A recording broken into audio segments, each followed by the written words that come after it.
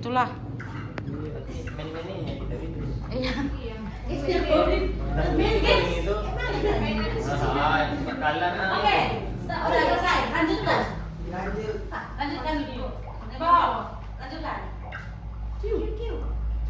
Tunggulah Bu, masih enak kan main game nya. Iya. Baru tangan. Lanjut, jalankan. Jangan Kita sama-sama lihat Bapak Ibu, kalau kita jalankan bagaimana prosesnya. Oh, ya kita bilang dulu. Jalankan. Ayo, jalankan.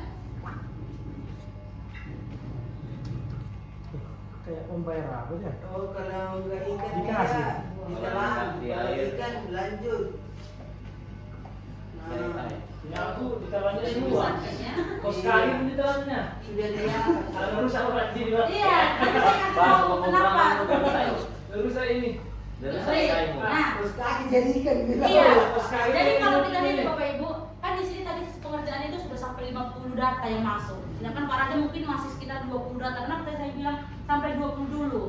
Jadi kalau misalkan di AI ini, data itu sangat penting. Apa yang kita perintahkan seperti kemarin dari Bu Limbong prompt, kan ada prompt yang dikasih lagi Bapak Ibu, kan detail dikasih promptnya itu. Begitu juga dengan ini. Kalau datanya hanya 20 yang kita masukkan, berarti nanti dia bisa keliru. Oh. Sedangkan ini kan sudah 40 lebih, sudah 50 tadi dibuat datanya. Berarti kan kemungkinannya untuk salah itu kecil. Sama juga seperti kita menggunakan ChatGPT, menggunakan aplikasi-aplikasi penerjemah.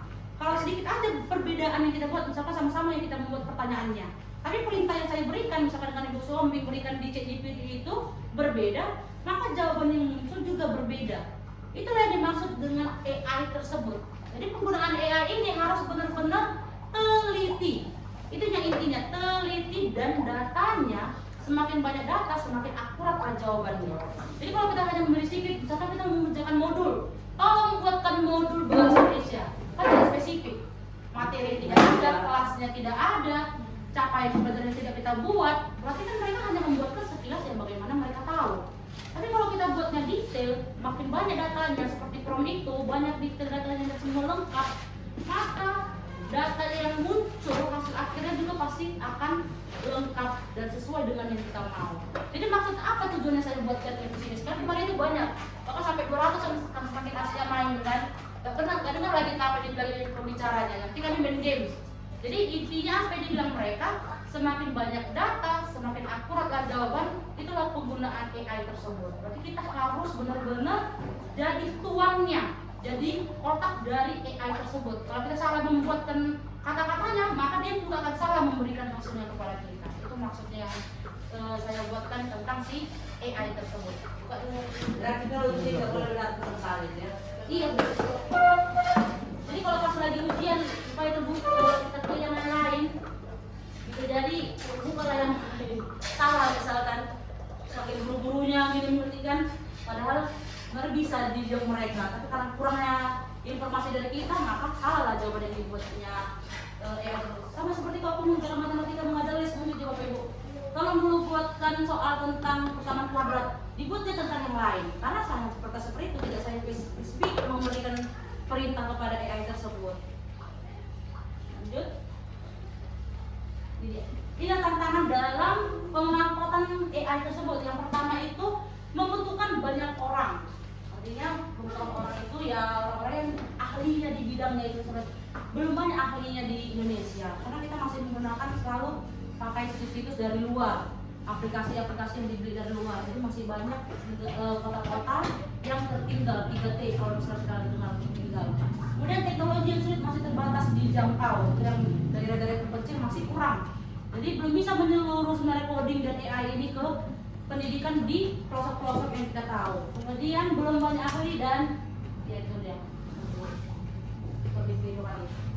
Nah, tantangan etika berarti perilaku. Jadi sebenarnya kita ini menggunakan AI, berarti kita harus tahu apa saja ya tantangan dalam beretikanya. Yang pasti yang pertama itu plagiarisme.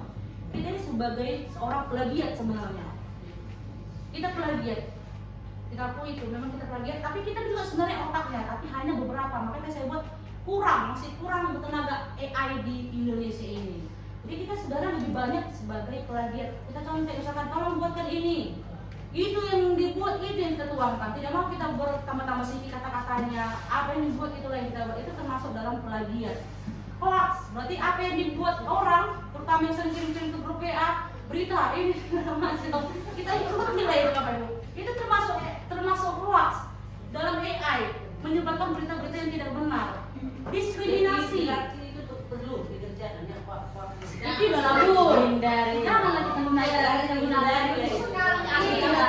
Maka kita yang bilang tadi, kita otaknya dari AI itu. Maka kita bisa menilai kita otaknya Bu. Kita yang memprogram AI tersebut. Kita yang menyuruh dia, kita yang membuat dia, tapi kita yang butuh dia. Kita yang menciptakan mereka, AI itu. Tapi kita yang membutuhkan mereka. Kan itu sebenarnya kita sebagai tuannya, tapi kita bisa dikatakan sebagai budaknya. Tapi itulah bahasanya yang bisa dibilang. Kita otaknya tapi kita budaknya dia. Iya, benar. Nah, pelanggaran privasi ini yang sering hacker-hacker terletaslah akun kita klik linknya dari WA, terbuka line banking kita, habislah semua ya, selalu jalan.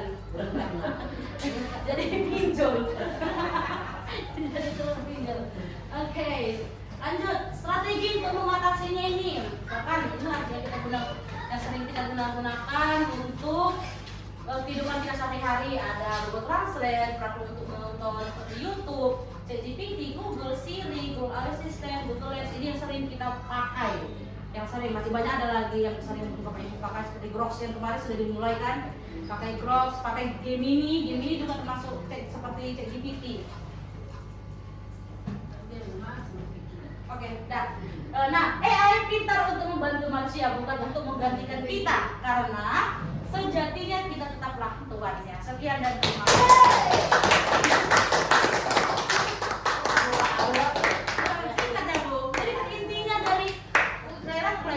Intinya dari coding dan AI itu sebenarnya cara kita untuk membuat siswa kita berpikir kritis.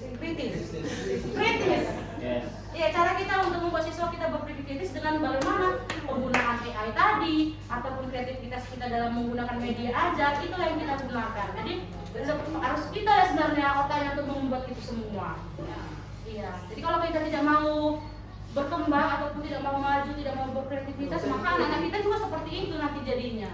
Karena kan anak kita mencerminkan kita ya Bapak Ibu. Tapi tidak salah ya kalau siswa itu mengambil jawaban juga sudah dari. Iya, sebenarnya tidak salah. Jangan kita salah Bapak Ibu. Jangan plagiat. Iya, jangan plagiat. Jadi kalau dibilang anak-anak mencari jawaban dari itu boleh, tapi kita harus membuat sama mereka pengertian jangan plagiat. Iya, kamu boleh buka internet, boleh cari dari internet, tapi harus buat versimu sendiri. Itu yang maksudnya Bapak Ibu. Mulai sekarang jangan marahin bilang. Iya, jangan dimarahin. Jangan dimarahin anak Malah kalau hati. bisa kita ajari mereka cara menggunakan semua AI itu. Harus dimulai dari sekarang. Biar mereka tidak ketinggalan zaman. Bisa bawa HP kan Bu? Dia bisa, memang bisa bawa HP Pak. Ada yang boleh. Untuk waktu tertentu, bukan berarti tiap hari dia bawa HP. Misalkan ada pelajaran untuk ini, sebelah bawa Bapak HP. ayah hidup dia bilang gue begini dan video bapak ada rumah nanti. Apanya Bu? Ada lucu deh. Iya memang udah tidak PB nanti ada bohong. Karena lagi di situ Bos. terus. Itu harus dia. Karena peran orang tua juga penting ya di sini. Dipantaunya atau dibiarkannya itu pakai lana, pakai lain silap. Sejam, 2 jam, 3 jam terbuka semuanya bisa dibuka. Salah gunakan ya. Iya, penyalahgunaan itu dia. Coba Bapak pertanyaan yang lain Bapak Ibu. Enggak, kalau udah siap saya dulu. Mereka sabarnya saya kasih kasih. Nah, ada sini terakhir. Nanti lah. Itu PR. Apakah ada pertanyaan? Jadi nanti ya Nanti lah kalau muncul mau setelah pulang kalau dulu. Jadi Untuk KPP-nya di kelas 1 loh. oh, ini dia untuk kelas 1. Saya tunjukkan bentuk amplasnya.